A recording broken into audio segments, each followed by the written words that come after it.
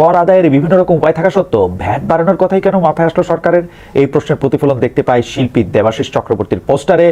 গরিবের ভ্যাট নয়, ধনীর ট্যাক্স হোক, অথবা গরিবের গলায় ফাঁস, ভ্যাটের নামে সর্বনাশ। কল্লোল মোস্তফাকে কোট করছি।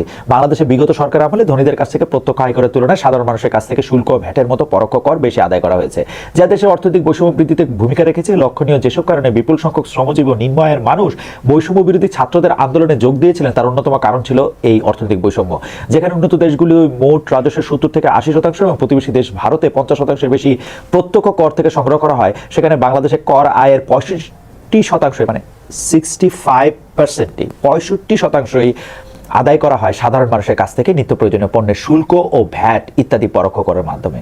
এমনিতেই লবেজান দশা, তার উপরে ভ্যাট বাড়ানো হয়েছিল শতাধিক পণ্যের উপরে।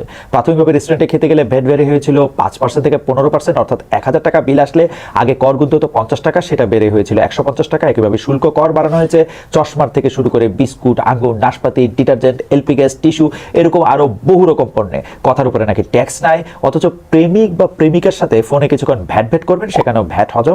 100 টাকা রিচার্জে আসলে কয় টাকার কথা বলা যায়? আওয়ামী আমলে 15% থেকে বাড়িয়ে 20% হয়েছিল, সেটা ইউনূস আমলে বাড়ানো হয়েছিল 23%।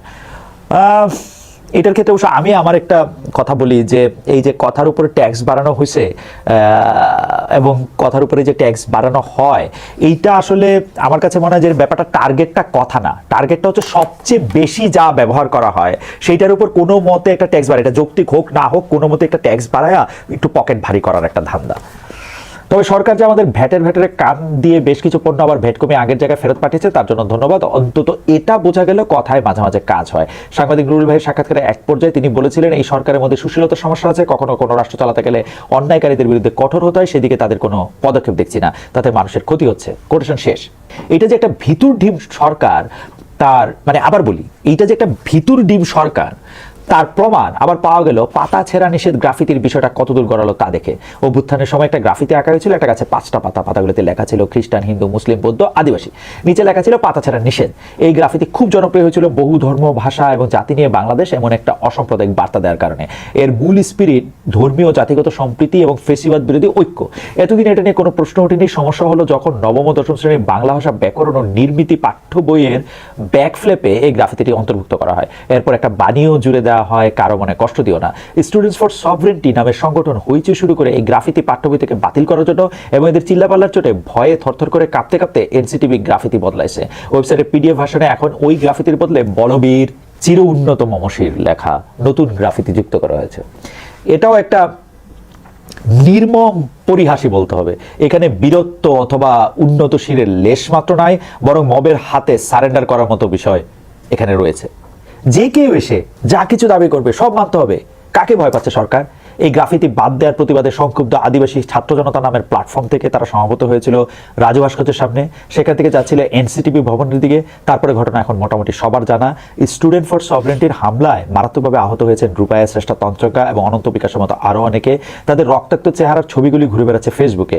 প্রথম আলো পত্রিকায় রাফসান গালিব আহত শৈলীর ভাষ্য লিখেছেন, শুরুতে পুলিশ দুই পক্ষের মাঝখানে থাকলেও এক পর্যায়ে তাদের ব্যারিকেড শিথিল হয়ে পড়ে। সে সময় আমাদের উপর হামলা চালানো হয়। হামলাকারীরা ছিল প্রচন্ড আক্রমণাত্মক, আমার মাথা ধরে রিকশার চাকার সঙ্গে আঘাত করতে নিয়ে যায়। সে সময় ফুটপাতে দাঁড়িয়ে থাকা হকারদের চিল্লাফাল্লায় তারা আমাকে ছেড়ে দিলে ততক্ষণে রিকশার চাকায় লেগে আমার ঠোঁট ছিঁড়ে যায় এবং দাঁতে আঘাত লাগে। টানা হেঁচড়া করায় হাঁটু ও ছিলে যায়। তারা লাঠি ও স্ট্যাম্প দিয়ে আমাদের উপর আঘাত করে। আমার গায়েও কয়েকটা বাড়ি লাগে। তখন আমার কয়েক হাত দূরে একজন পুলিশ সদস্য দাঁড়িয়েছিল। পরিচিত লাগে সিনারিওটা? একই রকম মনে হয়? কোন রকম দেজাভু হয় আপনাদের? পাহাড় ও সমতলের এই মানুষগুলিকে কি নামে ডাকা হবে এই নিয়ে তর্ক শুরু করার পেছনে কারণ খুব সিম্পলি বলা যায় ক্ষমতার হেডম।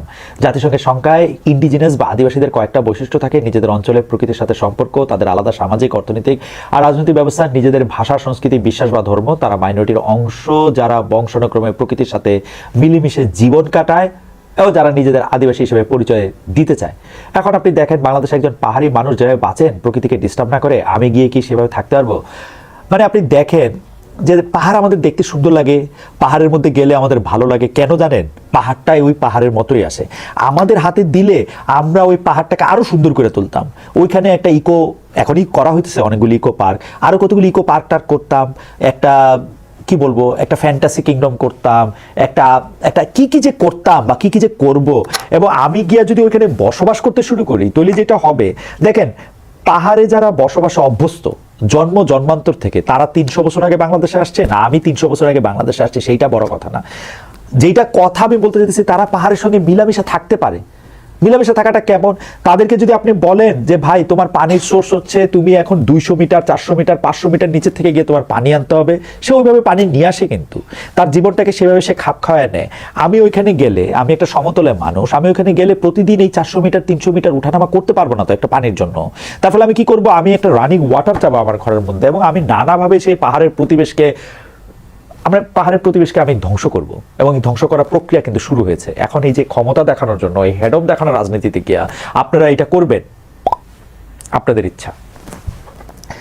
আমি আমি আমি আমি আমি এইটা বলতে চাই যে এই যে সেটলারদের সাথে পাহাড়িদের একটা বিরোধ, এই যে কথাটা বলা, সেটলার বনাম পাহাড়ি, সমতলবাসী বা আদিবাসী বা পাহাড়ি, দেন সংজ্ঞায়নের মধ্যে যে ঝামেলা, আমি বাংলাদেশে বাস করি অথচ বাংলাদেশে কোথাও গিয়ে আমি জমি কিনতে পারবো কেন, জমি কিনতে পারবো না কেন, জমিতে ওইখানে শুধু ইয়ারাই থাকবে কেন, এগুলি আসলে খুবই আমাদের নিজেদের এই ব্যাপারগুলো আসলে খুব ভাইবা দেখার আসলে খুব দরকার আছে।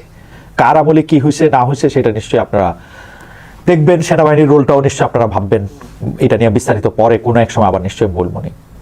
আমরা কিন্তু দেখতেছি যে কোনো সরকার আমলে এই মানুষগুলা মাইর খায়।